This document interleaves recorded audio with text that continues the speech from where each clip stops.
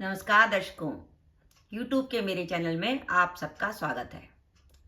आज मैं आपके लिए वीडियो लेकर आई हूँ मिथुन लगन व मिथुन राशि के लिए शनि महाराज के मार्गी होने का फल। शनि महाराज जो हैं जून 2022 से वक्री चल रहे थे और अब 23 अक्टूबर 2022 को शनि महाराज जो हैं मार्गी होने जा रहे हैं। शनि महाराज के मार्गी होने का प्रभाव मिथुन लगन व मिथुन राशि के जातकों पर क्या पड़ेगा, इस वीडियो में हम इसी बात का विचार करेंगे। सबसे पहले मैं आपको एक छोटा सा एक कंसेप्ट बताना चाहती हूँ कि शनि वक्री होता है और शनि मार्गी होता है। इसमें मेन प्रभाव क्या आता है, छोटी सी बात जो बिल्कुल जिन लोगों को ज्योतिष की भी जानकारी नहीं है उनको भी समझ में आ जाएगी। अगर आप ज्योतिष में थोड़ी सी भी रुचि रखते हैं तो इस बात के बारे में जानते हैं कि शनि का नाम आते ही आदमी सावधान हो जाता है। चाहे शनि की 7.5 चल रही हो तो वो आदमी समझ जाता है, शनि की दशा आ रही होती है तो वो चौकन्ना हो जाता है, क्योंकि शनि का को कहा जाता है शनिचर, यानी शनिचर धीमे धीमे चलने वाली चीज। शनि एक राशि में 2.5 वर्ष रहते हैं, यानी चंद्रमा जो एक राशि को 2.5 दिन में पूरा कर लेता है, गुरु जिस राशि को 13 महीने में पूरा कर लेता है उसको शनि महाराज जाकर 2.5 वर्ष में पूरा करते हैं। यानी शनि महाराज की गति इतनी धीमी है कि वो बिल्कुल 2.5 साल लगा देते हैं एक राशि में भ्रमण करने में। यही काम शनि की दृष्टि करती है। शनि जिस भाव में बैठते हैं उस भाव को प्रभावित करते हैं और जिस भावों को देखते हैं उसको भी प्रभावित करते हैं। तो शनि महाराज की 3 दृष्टियां होती हैं, तीसरी, 7वीं और 10वीं। यानी शनि महाराज अगर आपकी कुंडली में कहीं बैठे हुए हैं तो मान के चलिए कि 4 भाव प्रभावित हो रहे हैं। एक तो वो भाव जिसमें शनि महाराज बैठे हुए हैं और बाकी वो 3 प्रभाव जिनको शनि महाराज देख रहे हैं। अब हम इसमें आए गोचर के शनि की बात। अब जैसे इस समय 24 जनवरी 2020 से शनि महाराज मकर राशि में चल रहे थे मिथुन लगन में, तो शनि महाराज जब मकर राशि में थे तो उनकी दृष्टि 10वें भाव पर थी, उनकी दृष्टि धन भाव पर थी और उनकी दृष्टि 5वें भाव पर थी। यानी 8वां भाव, 10वां भाव, धन भाव और 5वां भाव, ये 4 भाव शनि महाराज से प्रभावित हो रहे थे।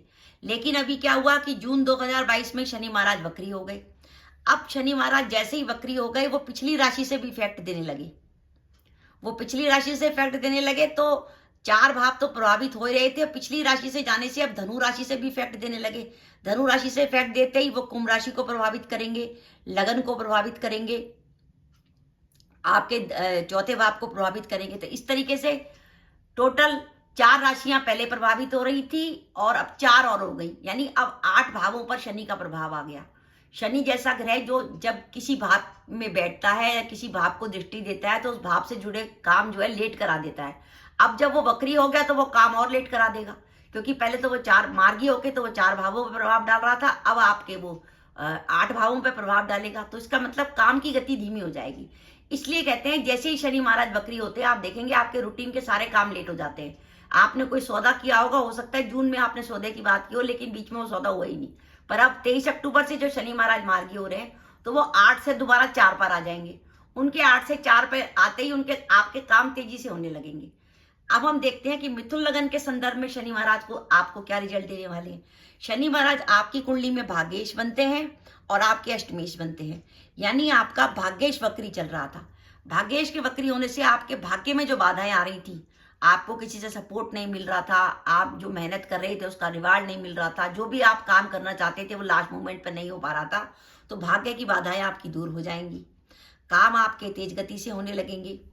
8वें भाव से, क्योंकि पैतृक संपत्ति का विचार किया जाता है या जो संपत्ति हमें विरासत में मिलती है, अगर उस संपत्ति से जुड़ा आपका कोई कोर्ट केस चल रहा था तो उस कोर्ट केस में आपको लाभ होगा, क्योंकि मिथुन राशि पर शनि महाराज की इस समय ढैया चल रही है। एक तो शनि महाराज की ढैया चल रही हो और उसके साथ ही शनि महाराज वक्री हो जाए तो डबल टेंशन। अब शनि महाराज की ढैया में थोड़ी सी टेंशन कम होगी क्योंकि शनि महाराज मार्गी हो गए। शनि महाराज वक्री होकर आपके लगन को देख रहे थे तो हेल्थ से जुड़ी प्रॉब्लम दे रहे थे, क्योंकि अष्टमेश की लगन पर दृष्टि थी तो आपके स्वास्थ्य में सुधार आ जाएगा। कोई अगर आपको कोई बीमारी परेशान कर रही थी तो उसमें राहत मिलेगी। शनि क्योंकि वक्री होकर आपके 7वें भाव से इफेक्ट दे रहे थे, अष्टम जो है आपके 7वें भाव को प्रभावित कर रहा था, तो दाम्पत्य जीवन में किसी प्रकार की तनाव या परेशानी अगर आपकी जून के महीने से आ रही थी तो वो परेशानी आपकी दूर होगी। 8वें भाव से रिसर्च का विचार करते हैं। अगर आप पीएचडी के स्टूडेंट हैं, लंबे समय से पीएचडी कर रहे हैं और आपकी रिसर्च सबमिट नहीं हो पा रही तो आपका रिसर्च का काम तेजी से बढ़ेगा। शत्रुओं से आपको जो कार्यस्थल पे आपको शत्रु परेशान कर रहे थे, वो शत्रुओं से आपको राहत मिलेगी। और अगर आप मिथुन लग्न व मिथुन राशि के जातक हैं और जॉब बदलना चाहते थे और आपके पास जॉब अपॉर्चुनिटी नहीं आ रही थी, तो 23 अक्टूबर 2022 से जो शनि मार्गी हो रहे हैं, अब आपको जॉब अपॉर्चुनिटी मिलने लगेगी। यानी एक मोटा सा हिसाब ये है कि जब शनि मार्गी रहते हैं तो आपकी कुंडली के 4 भावों को प्रभावित करते हैं, और जैसे ही वक्री हो जाते हैं आपके 8 भावों को प्रभावित करने लगते हैं। तो शनि जैसा ग्रह जो जिस भाव में बैठता है उस भाव के काम को लेट कर देता है, और जिस भाव को देखता है उस भाव को काम को लेट कर देता है। तभी तो कहते हैं अगर आपकी कुंडली के सप्तम भाव पर शनि की दृष्टि पड़ रही है तो आराम से आपकी शादी लेट हो जाएगी। आपके पंचम भाव पर शनि की दृष्टि पड़ रही है तो बच्चे लेट होंगे।